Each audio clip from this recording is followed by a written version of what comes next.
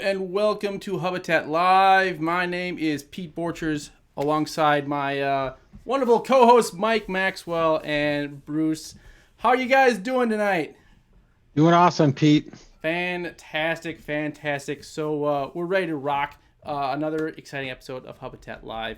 And a couple things going on before we start the show. First of all, we have a new release out, 2.2.0. So if you haven't downloaded that, go to your hub and get that downloaded. There's a few new drivers in there and a lot of bug fixes and a couple different platform changes. So you're gonna wanna check that out and make sure you download that.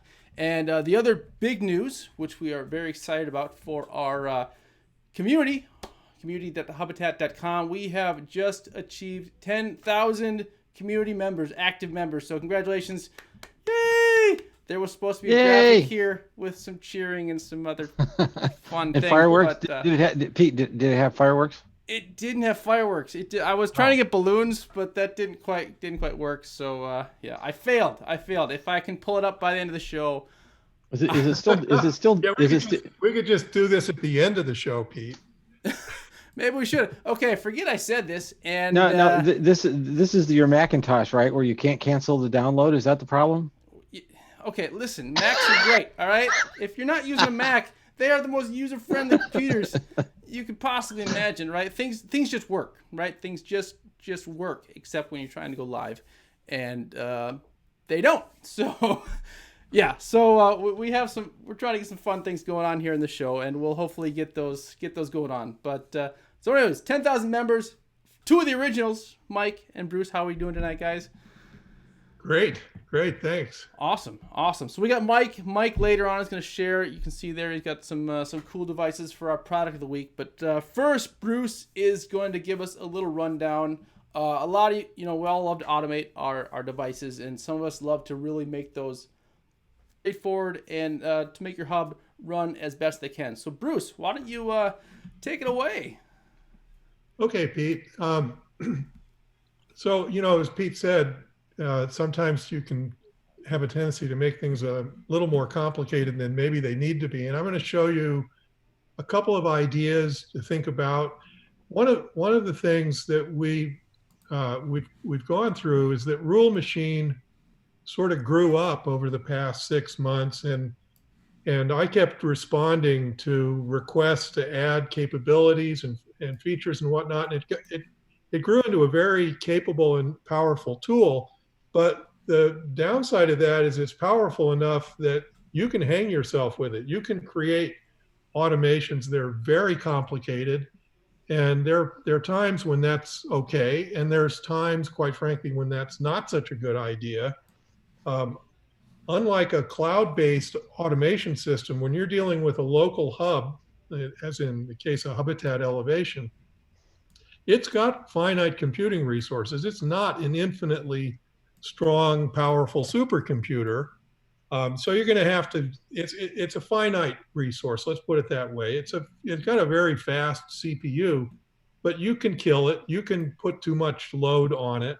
And that's something to avoid doing. And so we want to be thoughtful about how we go about that. And next time we do the show, Mike and I are going to go into some other things about how you can get more juice out of your hub and do some more cool things. But for tonight, I just want to show you a couple of ideas that we can use in Rule Machine to make things simpler. So you want to keep thinking about what, one of my principles: keep it simple, stupid. If you do things that are simple, they're going to work a lot better than if you do things that are complicated. They're also going to be easier to get to work. So I'm going to share my screen and show you guys a rule that to use as an example for what you might do. Now I'll have to admit culpability here, that this particular rule is one that's similar to one that's in the release notes for Rule 4.0 about how to do something.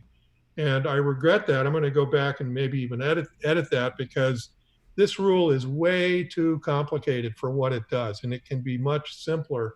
So I'm going to walk you through it and explain how we could simplify it. So this is a simple motion lighting rule. What this is going to do is it's using a couple of motion sensors.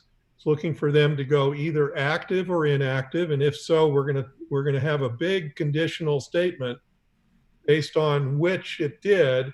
If it went active, we want to turn on these lights.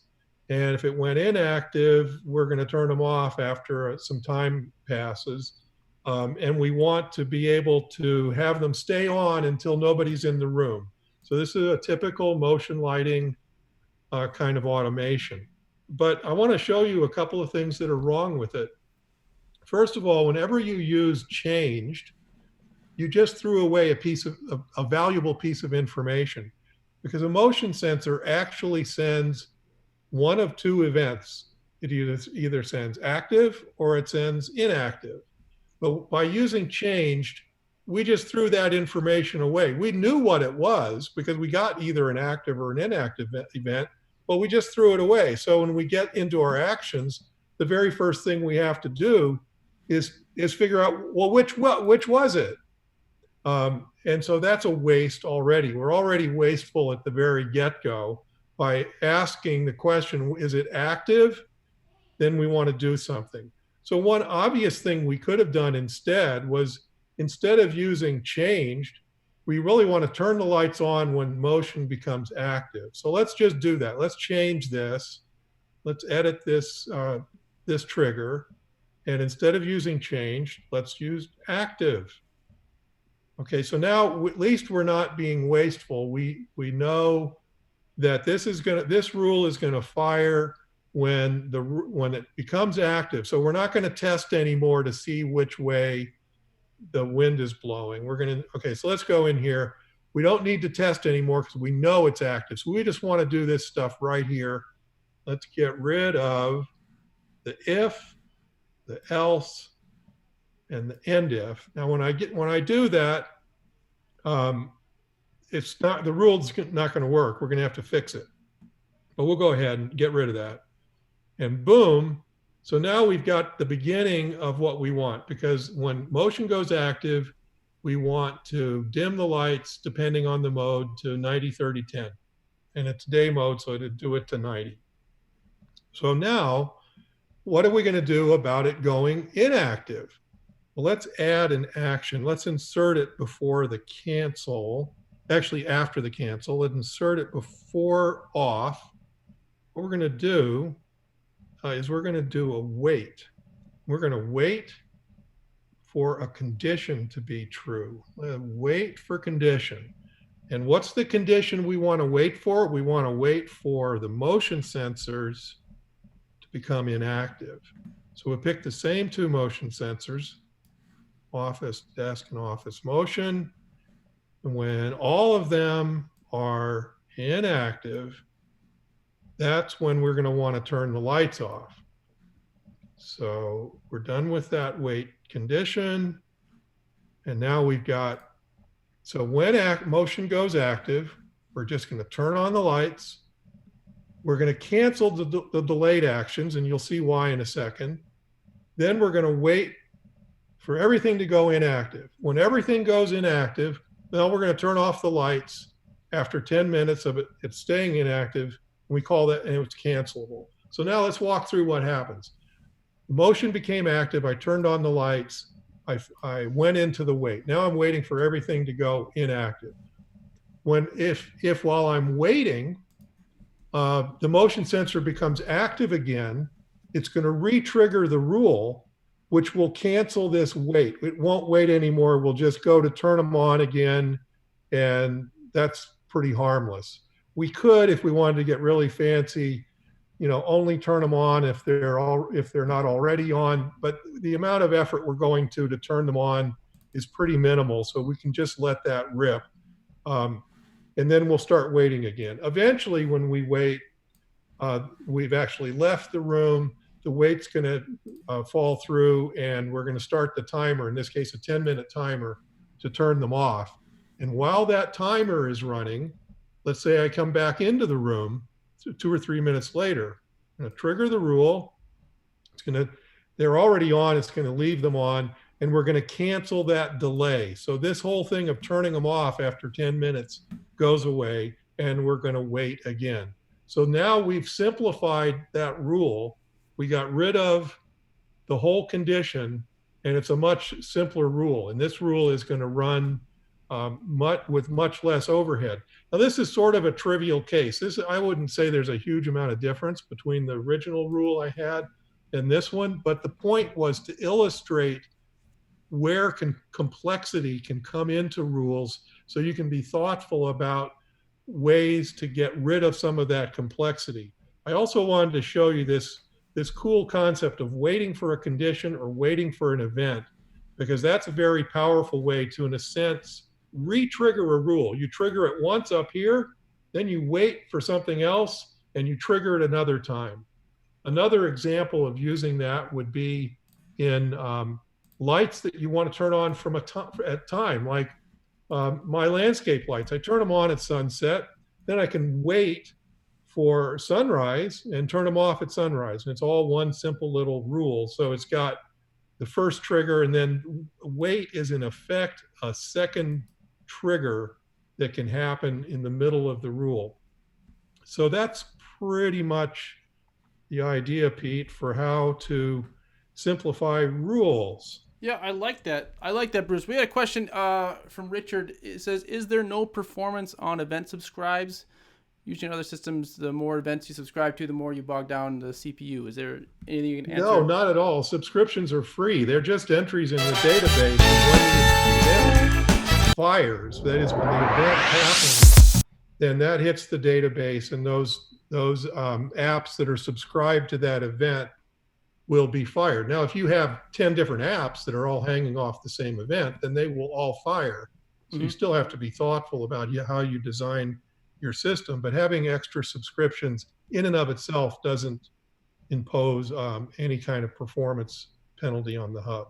Okay, interesting. I think there's this idea of simplifying your animations or your automations is good. I think we could take a little deeper dive here. I think could we talk to the professor about this? Oh, okay. All right. Yeah, let's talk to the professor. And I actually have a bumper for that. I got it working, and you might have saw a preview because I screwed it up. But here we go. Let's please introduce Ask the Professor.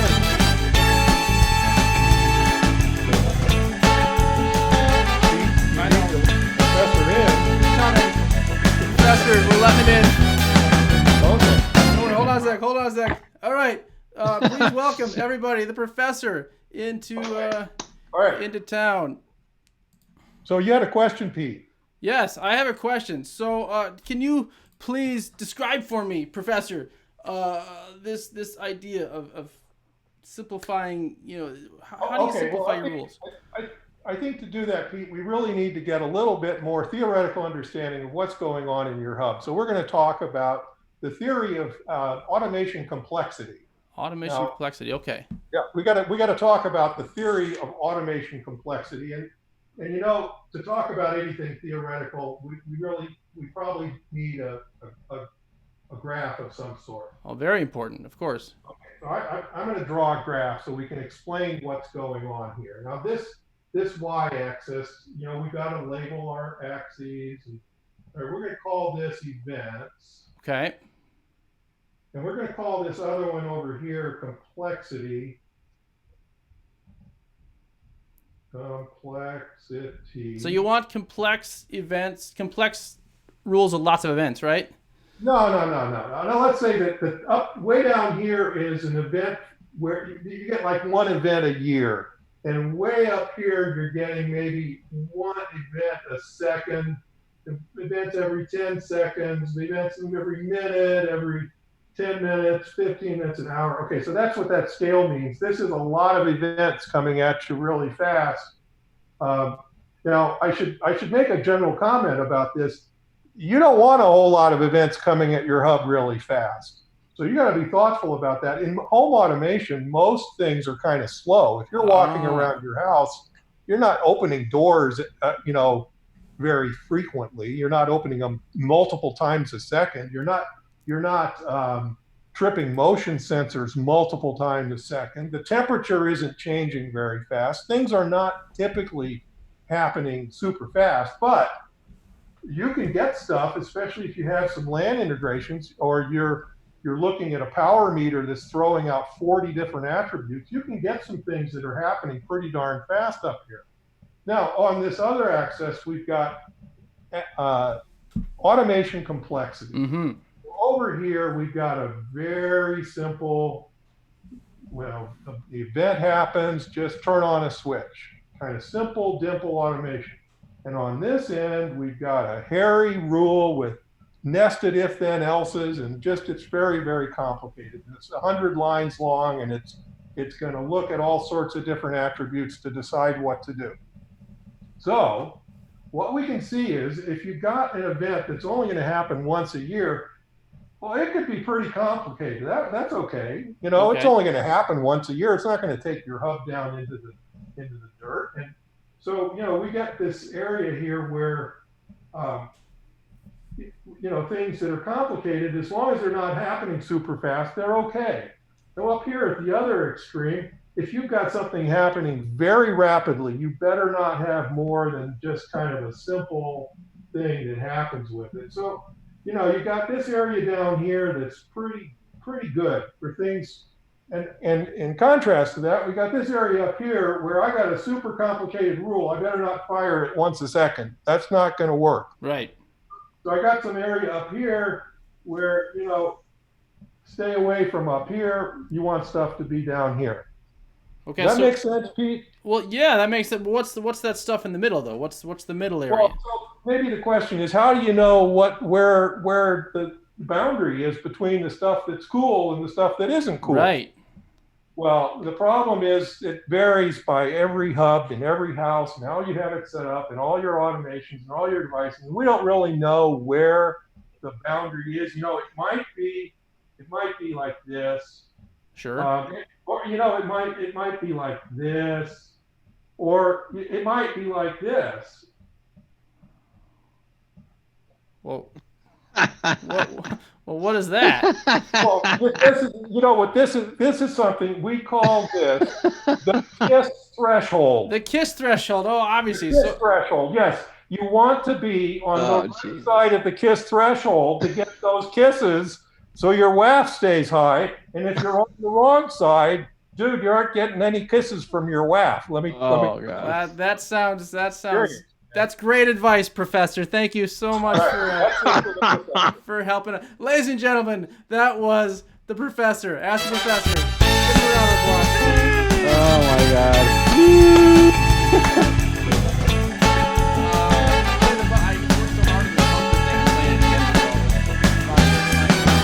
All right. Well, we'll have more sessions with the Professor in the future. That was cheese with extra cheese whiz, man. We do what we can. All right, thanks, Bruce. So with that, let's go on to our Mike. Are you ready? Are you ready for your award-winning Sure. segment? All right, it's time for Mike's product of the week, ladies and gentlemen. So you're gonna have to tell me when we're on. You just tell me when we're on Bunny Cam. We go through this every week. Yeah, I know. All right, we are on. All right, so what we got here is a whole pile of a box full of all kinds of products from a company out of the UK called Aurora Lighting, Mm-hmm. and that's not to be confused with the Aurora dimmer that Lutron produces, because it's not the same thing. And so we're going to talk a little bit about some of these devices. And like I said, I'll show you the whole box. So this is a European company. So as Pete likes to say, that all this stuff is, what were you saying this was, Pete? It's a different situation they've got over there. I don't know the situation. Pete says this is the incorrect situation for the United States. So for all the electrical engineers out there, this means that this is not the right voltage for the US. So, but this will make everybody in Europe happy. So these are all European products. And what we see here are 3 that will have drivers in the next platform, not 220, even though they're done. It'll be in 221. And we've got this nice, dual outlet switch that plugs into your This is what their sockets look like. For any of you guys have seen these things are just freaking monstrous, but Wow. I feel bad for the Brits. Anyway, and we got that. Then we've got a single one, and then we've got this, little button controller guy, which is, little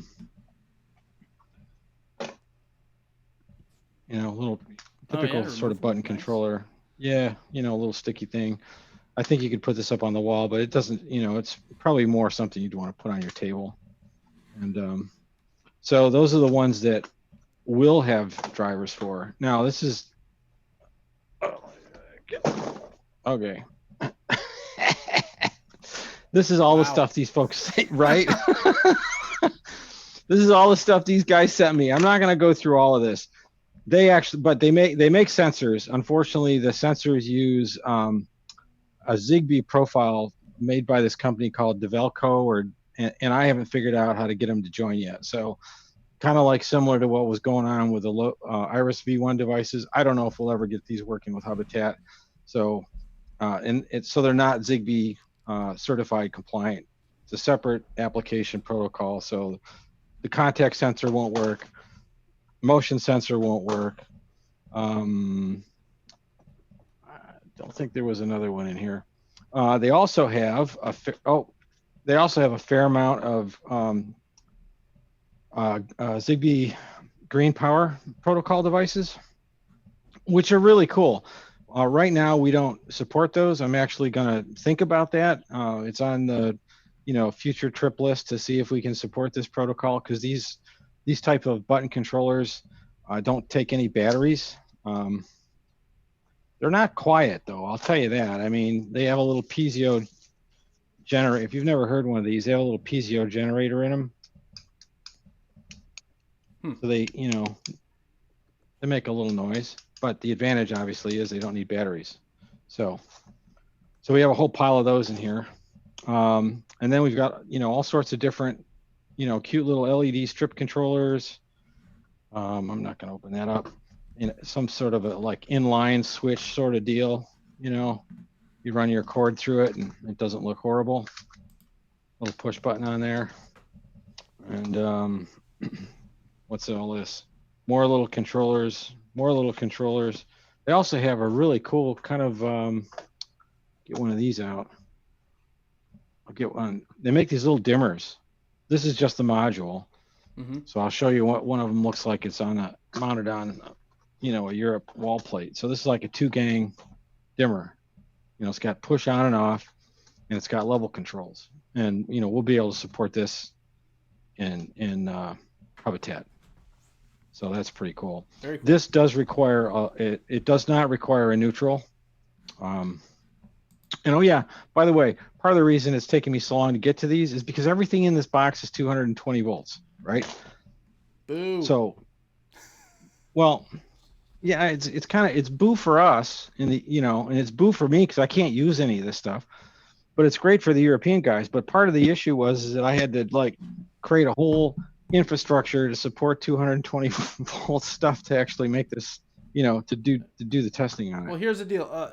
For other European companies, why don't you fly Mike out there and have him test it out there? That'd be a better solution. Yeah, sure. I'll get on the first plane right now. It's a great time to fly. Yeah. Now this is what these guys really have a lot of. They have tons of freaking bulbs. Okay, here's an RGBW bulb. This looks like I don't know, probably a color temperature bulb. Then they've got these kind of cool, retro sort of bulbs too. Edison style. I like those. Well, yeah, I don't know if this is, I guess you'd call this Edison. They have the funky LED filaments that kind of, right? Mm-hmm. I mean, this is a Zigbee bulb. So they also got, look at this one. Look at this thing. This thing's huge. I think this is the biggest radio light bulb I've ever seen in my life. Look at the sizes. Right? Put that on top of your Christmas tree or something. That's where that should go. I don't know. The cat would break it. Oh yeah, here's another one. Look. Right? Yeah. There's names for these shapes, but I don't know what they are. And then they've got the regular more tunable whites and, bayonet style, which is awesome. We don't use this. Bayonet style. We don't even know what this is in the United States. I was like how you fix a bayonet, right? Just kind of pop it in, and is that what when I'm doing my Civil War recreations, I'm all about the bayonets. Here, okay, they've got these too, right? The little, believe it or not, this is like, I just got to show this. People in the United States, I think, see that bipin, whatever this is called. This is like the most intelligent apparatus, for fixing a light fixture. I mean, a light bulb that I've ever seen. These are awesome. Of course, you can't find these in the United States either, or the fixtures. You're actually going to tell us the metric system's a good thing. It is. It's just no. What were you saying? It wasn't. It's a different situation. It's the wrong situation. Yeah. It's the wrong situation. So here's 2 more nice little bulbs for you that are the wrong situation. Oh yeah. Okay. What else we got? Oh yeah. Oh, look at this. What is this? This looks like it. Oh geez. Wow, this is cool.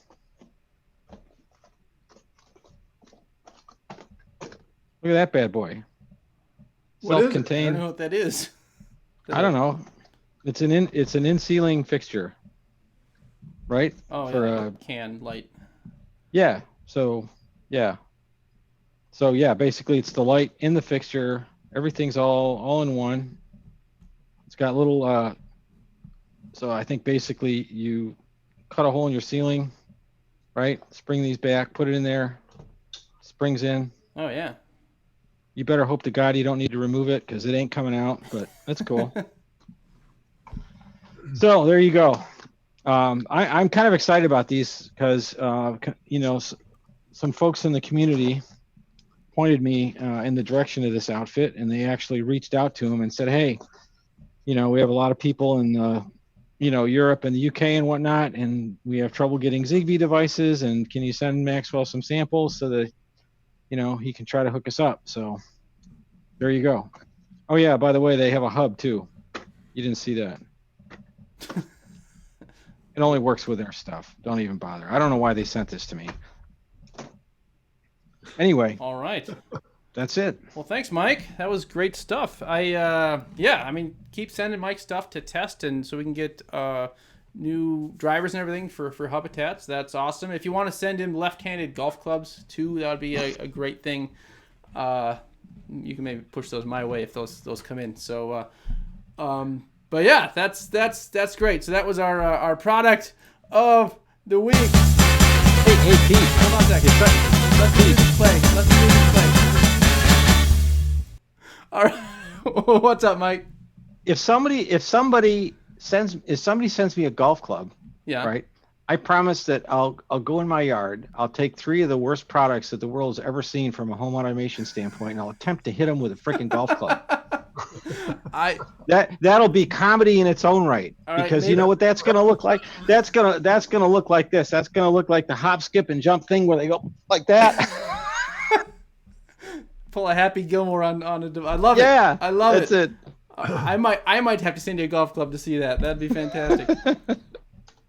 That would be awesome. So we are like right on time here, guys. This has been good. So thanks for watching, everybody. Thanks for getting to 10,000 members of our community. If you're not a member, again, community.hubitat.com. Check it out. So everyone, be safe out right there. Thanks to all of our nurses and doctors who are taking care of us, and hopefully we'll all be out and about soon, and that'll be delightful. But while you're at home, right?